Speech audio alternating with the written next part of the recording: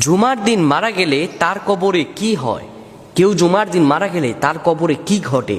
তার কবরের আযাব কি কিয়ামত পর্যন্ত মাফ হয়ে যায়? জুমার দিন কেউ যদি মৃত্যুবরণ করে শুক্রবারে, তাহলে তার কবরের আযাব কি চিরদিনের জন্য মাফ হয়ে যায়? আসলে তার কবরে ঘটেটা কি? প্রিয় বন্ধুগণ আমার, এ বিষয়ে আমাদের ব্যাপকতর প্রশ্ন রয়েছে এবং এও প্রশ্ন রয়েছে, জুমার দিন কেউ মারা গেলে সে কি সরাসরি আল্লাহর জান্নাতে চলে যায়? সহিহ হাদিস এবং কোরআনুল কারীম কি বলছে এই ব্যাপারে? প্রিয় বন্ধুগণ আমার, এই ব্যাপারে অনেকের বিভিন্ন মত রয়েছে জুমার দিনের ব্যাপারে। তাই জুমার দিনের সেই মূল রহস্যটা আজকে উদ্ঘাটন করব ইনশাআল্লাহ।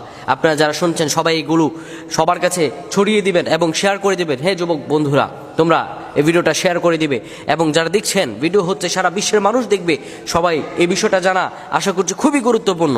প্রিয় বন্ধুগণ আমার, আল্লাহ রাব্বুল আলামিন জুমার দিনের ফজিলত এমন ভাবে পবিত্র কোরআনুল কারীমের মধ্যে দিয়েছেন। জুমার দিনের ফজিলত আল্লাহ রাব্বুল আলামিন সুনিপুণভাবে পবিত্র কোরআনুল কারীমে দিয়েছেন। আল্লাহ রাব্বুল আলামিন জুমার দিন সম্পর্কে পবিত্র কোরআনুল কারীমের মধ্যে একটি সূরা নাজিল করেছেন, সূরাতুল জুমা, ৬২ নম্বর সূরা। আল্লাহ রাব্বুল আলামিন সেই সূরার মধ্যে জুমার দিনের স্পেশালিটি বলছেন। আল্লাহ বলেন, ইয়া আইয়ুহাল্লাযীনা আমানু ইযা নুদিয়া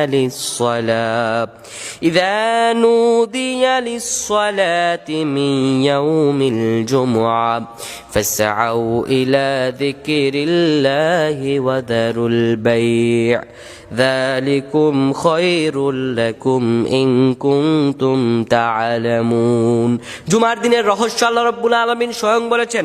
সূরাতুল জুমা ৬২ নম্বর সূরার ৯ নম্বর আয়াতে আল্লাহ রাব্বুল আলামিন আমাদেরকে জানিয়ে দেন, আল্লাহ বলেন, ও হে যারা ঈমান এনেছো, যারা নিজেদেরকে ঈমানদার হিসাবে দাবি করো, যারা নিজেদেরকে ঈমানদার মনে করছো, শোনো।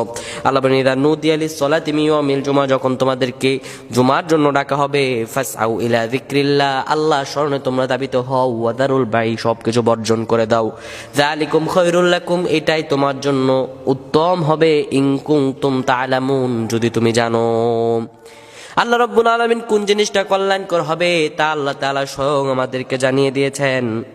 তাই জুমার দিন নিয়ে অনেকের বিভিন্ন রকম ধারণা রয়েছে। কেউ বলে জুমার দিন মৃত্যুবরণ করলে কেউ কেউ সরাসরি জান্নাতে চলে যায়।